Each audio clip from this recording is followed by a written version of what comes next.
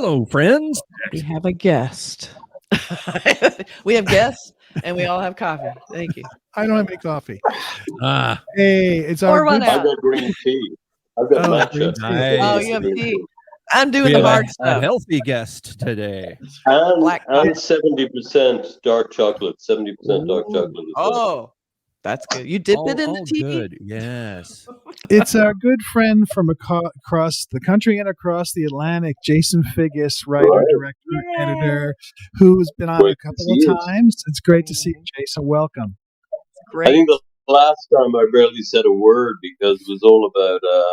It was more about the score, wasn't it? On Nosferatu, Yes. wasn't it? Yeah, we did Yes. So I Nosferatu. thought, well, I'll let But you do all the talking. But But you did not hold back on the interview we did with you and John West. You talked a lot in that. yes, and I that was did, You did. that was You for know, the I film think The Ghost. But when we did that interview, it was still the whole COVID thing going on, wasn't it? So I think everyone was a bit down in the dumps. I was getting sick and tired of all the lockdowns, and 1 minute everything's fine, and if I don't Yeah. get to go to the gym, I start losing my mind. I have to be lifting weights, or I go nuts. So That's right. You that's actually had important. some weight equipment behind you in the interview. Yeah, well, I'm in my brother-in-law is a chiropractor, and he gave me his office because I'm You're in the so Midlands healthy. in Ireland. It's Yeah. kind of very cool, yeah. We probably shouldn't Yeah, have said anything and just let people wonder, where the hell is he, Just call me Dr. It's- Jason. Call me Dr. It's, Jason. Hey, you're on set for your new film. It looks like a set. Yes, you're on a new set. It's Well, there you go. That's very what it warm. is. It's Well, I'm very on set. warm I'm on and location. There you go. very I'm comfortable. on location. Well, I've we had cut Jason. Patrick Bergin into pieces and he's lying in a slab over there. Oh, my goodness gracious. Oh, I'd see that movie. Well, You've Jason seen that and movie. Jason wrote and directed a film called The Ghost of Winifred Meeks, or Winifred Meeks, whether you're on this side of the ocean or the other, that we talked about, that we really enjoyed. Yeah, I really like that. And, he also, as you mentioned, he did a sort of recut of Nosferatu, and he's done a bunch of other films. We're talking about his latest film called A House at the End of the Lane, and it stars Patrick Bergin and Peter Wow. Pamela Rose and Sharon McCoy. And congratulations on another film. And Yeah. it's a laugh riot. It's a laugh riot, that movie. Well, yeah, I wanted to talk to you about It's a like real how funny you film. how did you come up? First of all, like this is all like the one thing I love about your movies is that you always have these strong female characters in them. I love that, and you centered the movies around these great Really, really important. so good. We have some very complicated female characters in this movie, and I love that too. So how did you come up with, because this is kind of taking it to another level, like this is like really deep human relationships, the whole like toxic and abusive, and then also like the sexuality issues and all that. It's like, how did you come to writing about this kind of topic? Well, the really weird thing about it was that just before the pandemic hit, in very early 2020, Patrick Bergin had seen The Ghost of Winifred Meeks, and him and his partner Helen Golden, they loved it, and they said, "Hey, let's make a movie together." And I thought, okay. And Helen said, "Hey, what if we do one about kind of dark sexuality and exploring the darker side of sexuality?" And I thought, we let curse on the show. I can't remember. Yeah, I kind of thought, Yes. I wasn't sure whether it was somewhere I wanted to go, because I kind of thought, if we're going to do that, there's no real way of having it can't be upbeat in any way. It has to just get darker and darker. Yeah. Almost like, a cautionary tale or something, Yeah. And so I agreed to do it, though. They came up with that one idea. They said Patrick is a psychiatrist, retired, and one of his clients has committed suicide. And that's all they said. So I went, okay, I'll write a movie. And about 5 days later, I was sending them the script, and they're like, "Oh, that's really nice that you're letting us be in on the process of writing the script." And I went, "No, that's the script." And they read it, and Patrick went, "You are a dark son of a bitch. Right? That is dark." And I said, "Well, you guys started the ball rolling with the idea. It's not a story outline I ever would come up with. I mean, not that my stories are rosy in any way, but so I agreed to do it. I wrote it, but what I thought was, as you said, Kathy, which is really important, I said I want really strong female characters in this because I don't want the women to look like victims, in a man's world again. So I thought, what I'll do is I mean, obviously I'm not going to talk about the plot really, but, or certainly spoilers for my own film, but, don't talk spoilers. the character that Sharon McCoy plays, I wanted to set her up as seemingly, a victim, but then we discover that she's really not. Possibly the most damaged of all the characters in the story. Or maybe damaged is the wrong word. Maybe it's somebody just really knows what it is she wants and she's going to pursue that. So it was easy to find. The cast was really simple. I just sent out the script to people I liked and wanted to work with, and thankfully they all wanted to be a part of it. That's great. Peter Pamela Rose, I know, and we wanted to work together on stuff anyway. And I said, well, if you want to work with me, take the role of Caroline. And she read the script and thought, Jesus, that's dark, and then she, about a few days later, she said, okay, I'll do it. Because, I mean, Peter Pamela Rose is very big in Hollywood, in the voice world. I mean, she runs the looping division. Her husband, Jason Harris, they did a lot of the voices for Dune, etc. The first Dune. And actually, Peter Pamela Rose did the voices of all of the ghosts in The Sixth Sense. Oh, wow. I didn't know that. That's crazy. So that's pretty cool. And she played Willow on Sex and the City, Mr. Big's girlfriend. That's awesome.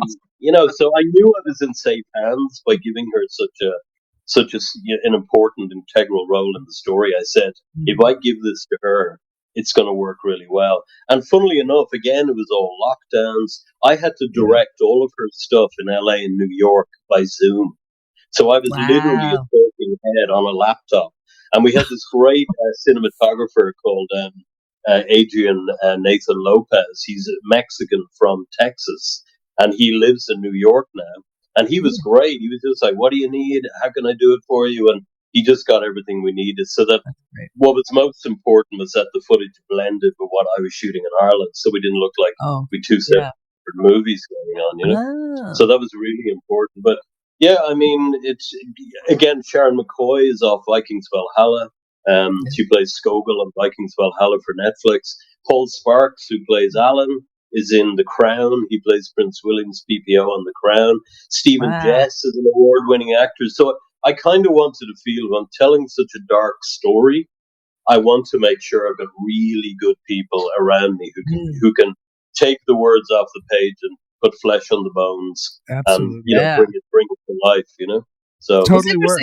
You directed it remotely a lot, and the movie is a lot about social media and the disconnect of people and using technology, that's kind of interesting that you would shoot it that way. I'm wondering how much do you think that brought anything extra, that whole sort of distance between people and using technology? You think that inspired part of that filmmaking? I think definitely, because some people were saying when they watch it, there's a lot of phone calls and there's a lot of, listening to tapes, and there's a lot of memory. And I said, but the film is about isolation, and these people are isolated until, what happens. See, that's what happens when people get together. They're actually better apart. Do not get together, people. It's bad news. Just stay on your screen. But it's true. I mean, it's like, so,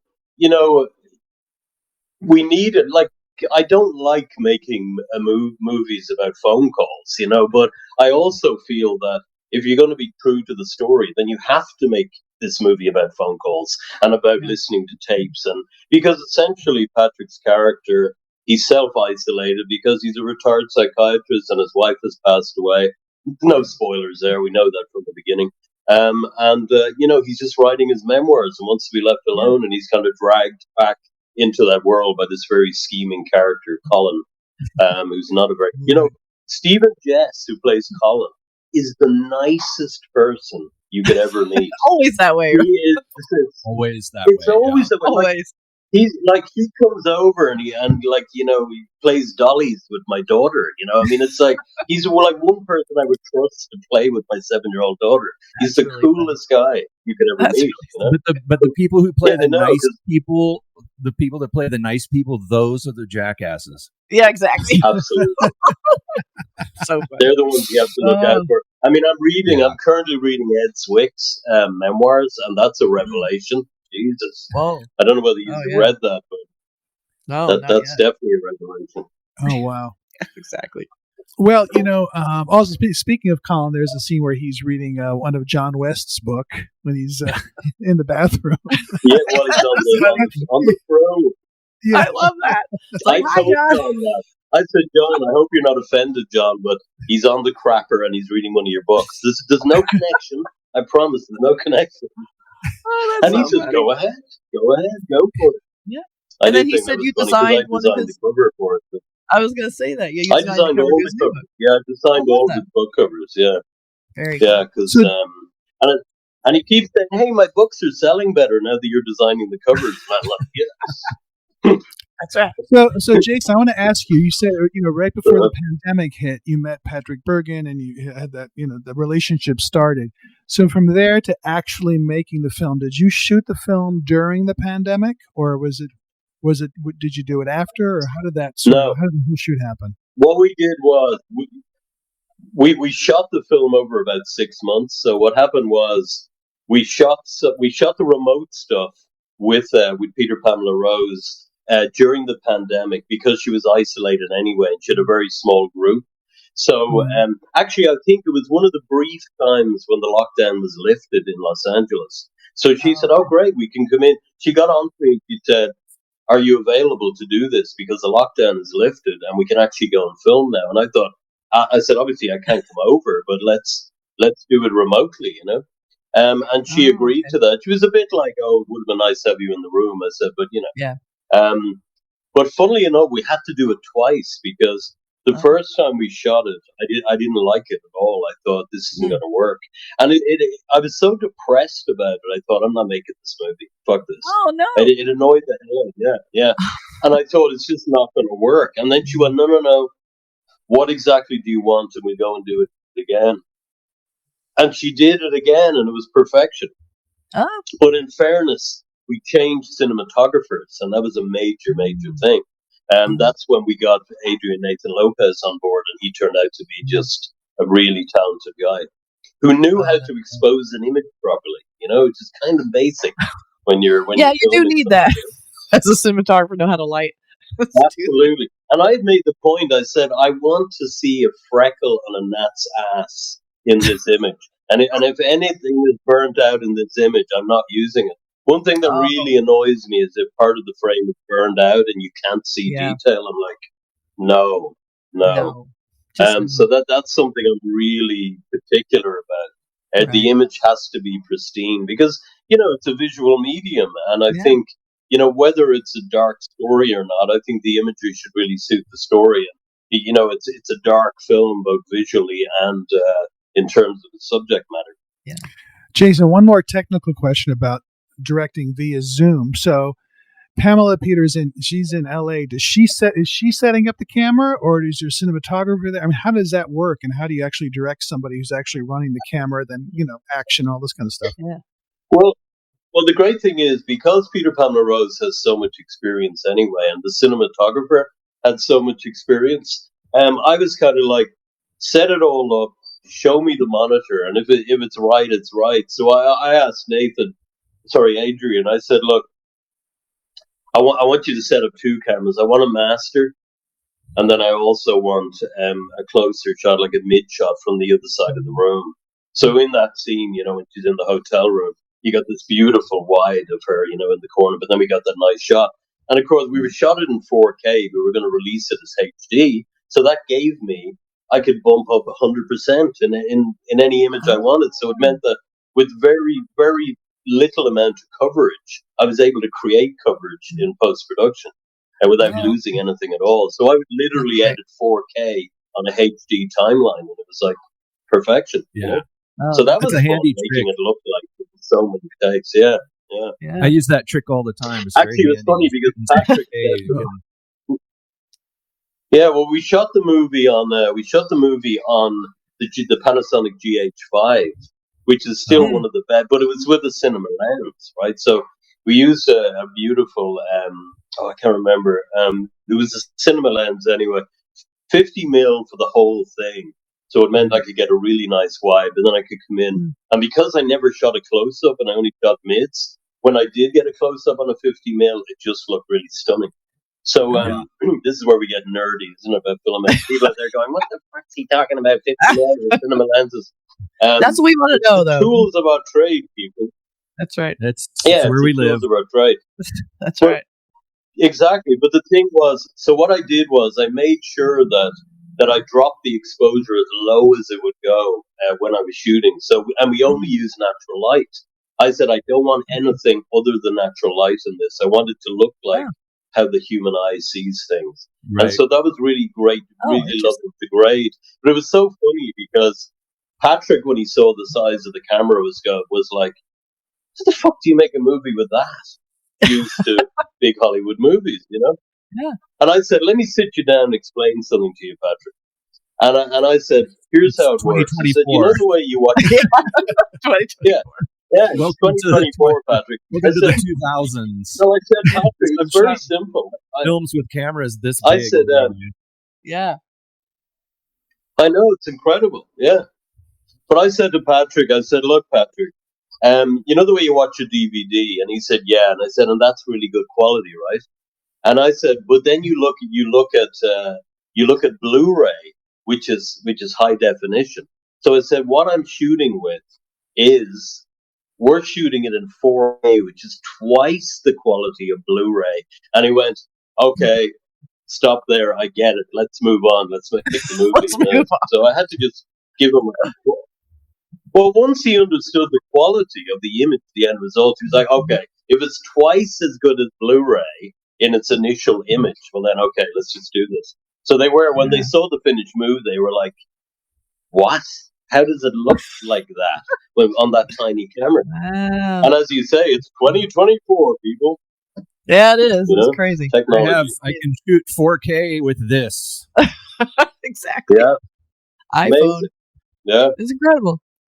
So how did you approach the sorry, Mark, you're going to ask about No, go ahead, Kath. Go ahead. Okay. How did you approach so this is probably one of your more like sexually explicit movies, right? You know, so how do you approach like those kind of intimate scenes? Do you have someone there directing? Like, you know, we have intimacy coordinators now. You know, do you have any special direction for those kinds of scenes? Well, yeah, I was the intimacy coordinator. I'm joking. No. You know the way I looked at it was, I thought these are grown-ass human beings who can make up their own minds what they want to do. That's right. So, and that's how it was. It wasn't like it was teenagers making a movie or it was people in their early 20s who didn't understand life. Yeah. These were people in their 40s and 50s. And I said, "Do you want to do it or not?" And they were like, "Yeah, we want to do it. We want it to be real." But then when I did the cut of the film, I let those who were involved in the nudity, I just let them see it. And I said, "If there's anything you don't want in the movie, I will remove it and we can replace it with other images." So I would never release anything that the actors weren't happy with 100%. If there was the slightest doubt, I'd go, "If there's doubt there, let's change it to another softer image or whatever." You know? I mean, there was a lot harder imagery there that I could have used. Because if you're filming stuff like that, you know, you're catching on camera stuff that you normally wouldn't show in a movie that wasn't a pornographic film. You know? Well, no, I do like that you approach it from like a collaborative point of view because a lot of directors wouldn't do that. And I think that's why we have this whole issue of like we need an intimacy coordinator, we need people, you know, overseeing it because it's got to be awkward to have scenes like that where you have this group of people all staring at people trying to do the lighting and the camera and all. It seems like it would be hard. So I was interested in seeing how you would do that. It was only ever me. Yeah, whenever there was nudity, it was just me filming and doing the sound. There was no one else in the room. No one at all. And to be quite honest as well, I had never considered any kind of graphic nudity in the film at all. But the actors, Peter Pan LaRose and Paul Sparks, said, "You know, like, we're making a film about sex and there's no sex in it. So they kind of came up with that. I didn't want to ask them. That's They said, interesting. "No, we got to do this properly." Right. Yeah, yeah. Interesting. So the actors forced me into it, They Kathy. What the forced hell? you. What can I tell you? You need a coordinator to They help you forced me through into it. this. Yeah, that's what I needed. I was like Sometimes so disturbed by it. Here, I'll just turn on you the have camera. You to, let me know when you're done. you're talking about Mhm. working with grown-ups. That's an important thing too. You have to make sure that you can really trust the people that you're working with in situations like that, because a lot of times people will do things, and then after you get, you're done shooting, you're editing, that's when the second thoughts come in. And sometimes people, I mean, Sure. even like, Mark Wahlberg, when he did that movie Boogie Yeah. Nights, which I think is a classic, fantastic Oh, I film. love In later, in his, years later, he said he hates the fact that he did it. He wished he'd never done it. It ruined his life, Wow. Weird. Yeah. And, Probably because he became a father, he became a dad, and he Oh, was yeah. worried about Right. his kids seeing that movie. And with it being a classic movie, they're going to come across it at some point and Oh, want yeah, to see Dad as Dirk. Dad played Dirk Diggler, we want to see Yeah. Dad as Dirk Diggler. It's like, oh my But God. and it's such a great movie, But it's Yeah, like, it's a fantastic film. look, It's by a great filmmaker. but you're right, Burk. That it was very important to me to leave that total decision to the actors. That whatever they wanted in, we keep it there. Whatever they wanted out, we Yeah. would get rid of it. And so that was very important. Lots of release Yeah, I'd be very release sensitive to those forms. kind of issues. That's right. That's why you sign them. Exactly Yeah. right. Jason, I'm going back to the filmmaking process because at the end of the film, it's written and directed and edited by you. So when somebody comes to you and says, "Hey, I want to do this sort of dark sexuality film," blah blah blah, you go write a script. You say, and then I'm going to also direct this and edit. What's the timeline? Like from the start, actually writing the script to a picture lock. How long did it take you to make this movie? Well, how long did it take? Well, I wrote it in 2020, and then of course, pandemic happened on hold. So we basically shot the main sections of the story. As I said, we shot the LA and New York stuff when the lockdown had stopped in LA and New York for a short period, so we were able to go and film. But in Ireland, it was so ongoing. There was this, you couldn't do this, you couldn't do that, and so we actually didn't shoot the main stuff with Patrick and Sharon until August last year. So Oh, wow. there was a massive, there was a massive. So basically, once I had all of that, I just got to work on it. And then Michael Richard Plowman saw a rough cut of the film, and he decided that he wanted to come on board and score it. Which is amazing because he's Emmy nominated, and he does all Seagal's movies, and also it's incredible. Yeah. And of course he did the Ghost of Winifred Meek, so he liked working with me anyway, and he thought, oh yeah, fuck it, and he was like, Jesus, this is dark. I'm going to enjoy this, So Sometimes you gotta have a dark movie. They're just fun. They're fun, even in their darkness. Yeah, look, I got to say, I wouldn't make a film like this again. I have to admit, it did take quite a lot out of me because when I watched the finished film, I kind of thought, like, there's no hope in this at all. There's like, there isn't even a glimmer of a possibility of hope in this film. And I think in the world we live in today, we have a responsibility to hopefully have the good guys come out the other side. Yeah.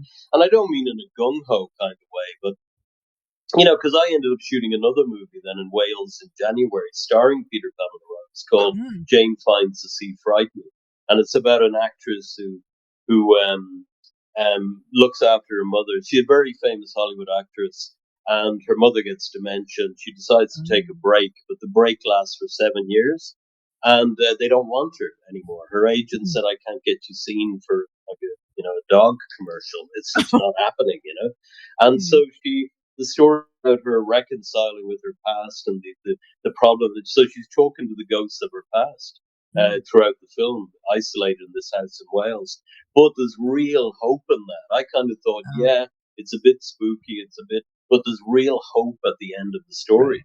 Yeah, so I'm shooting a movie in Spain called Days and Nights in Andalusia. And I'm actually shooting it with some of the team from the huge Netflix hit, Who is Aaron Carter, which was a Spanish-English co-production. So we're using the stunt team, we're using the actors from that. And just say, and basically they just got on to me and they said, hey, you want to come out to Spain and shoot a movie, and any ideas? And again, I wrote a screenplay in about 8 days, and they were like, we fucking love it. Like, I don't know how that happens, to be honest, but this is a proper, like, it's about witness protection. It's really violent, really bloody, but all the fucking heroes survive at the end, you know? Oh, spoiler. Yeah, well, I think it's a good one. It's a good, because I'd like this to be the kind of movie that people say to their friends, oh, it's grueling, but all the good guys make it. You got to go and see it. You know what I mean? I don't mind that kind of spoiler, because it's mega bloody, this film. You know, it's really, because it's literally about two mercenaries looking after a wife and son in Spain while they're going to be extracted, knowing there's a team coming to kill them all. So that's going to be fun. That is going to be fun. Wow. So we got an amazing Spanish team on this. And you get to go to Spain to do it. You'll be on location. You were on location shooting, right? Or I will be there. I'll be filming in Barcelona, and then shooting and living in a villa in Andalusia for about 8 or 9 days. Oh, that's awesome. I'm gonna say that's how you do it. We're taking 2 hours out to go and visit the Sergio Leone sets, so that'll be great fun. You know, I'm looking forward to that. Yeah. A lot of them are still there and still look the same, like the old cemeteries and things. You know, I think maybe you got this, this film out of your system. Something. Maybe the rest of your films will have more of sort of an upbeat vibe or hopeful endings versus what this film was like. So you had to do it, and it came out great, and so you move on. It's one more arrow. That's exactly it. Because Peter Pamela Rose is a producer on it, and she said, "Oh my God, it's so dark! Oh my God, it's so dark! This is great! This is so dark! What are we going to do with it?" I said, "I don't care. It's yours now. Do whatever you like." So what? I said, "My job is done. I made the movie. There's the product. Head off into the hills, and people." Well, now you're here promoting it. You're doing your job. You're here promoting it. I'm doing it so well. That's right. I'm promoting it so well. Where are we going to find it? Like, where can they find it? Where is it going to be showing? Well, literally at this moment, because it's only finished. I mean, I sent it to you guys first. No one else has seen it. So she's literally taking it now, working out a game plan. Okay. She's coming to Dublin on the 17th of April, and we're going to sit down and figure out a game plan for it. But I'd like it to be available as quickly as possible. Yeah. But like anything you work on, you don't want it sitting around for a year. You'd like people. I suppose the word I would use is experience it. When they can. That's right. when they feel like they want to go somewhere dark. Exactly, somewhere dark, somewhere absolutely. I mean, it's a very adult movie. I would say that. It's not for. There's never. I don't think you're ever going to get any 18 or 19-year-olds enjoying this movie. They'd be like, "That's fucking creepy." It's an adult film. Made with adults for adults, and I think a lot of that doesn't happen anymore. And I have nothing against big spectacle. I mean, everyone loves the spectacle, and Hollywood is so adept at making things look so believable and incredible. Yeah. The big popcorn movies have their place. But I think the intimate dramas also have their place, kind of, and it's one of those, an intimate, dark, adult drama. Yeah. And people do notice when such films appear. I notice, and I can always tell there's a sense when you're watching the film whether the person is trying to make something that's going to appeal to everybody, or if they're trying to make something that's trying to say something. And in an adult way. Like, you watch movies, we were talking earlier about movies from the 70s. There seemed to be kind of an adult vibe to so many of the films. The assumption is that you're telling a story to grown-ups who have some life experience. Yeah. And understand what you're saying without you having to, use the sledgehammer to get the point across. It's good. And the thing about you're saying about redemption in films, and like sometimes redemption isn't possible. And that goes back to a lot of the film noir films where you have films where you're hoping the good guy wins. There's other films where the good guy can't win. There's no good guy. And the story becomes the lack of possibility for redemption. And I think that's, we need movies like that too. Like you're saying, no hope, but at the same time, I mean, technically, you did have a woman getting out of an abusive relationship. That's hopeful.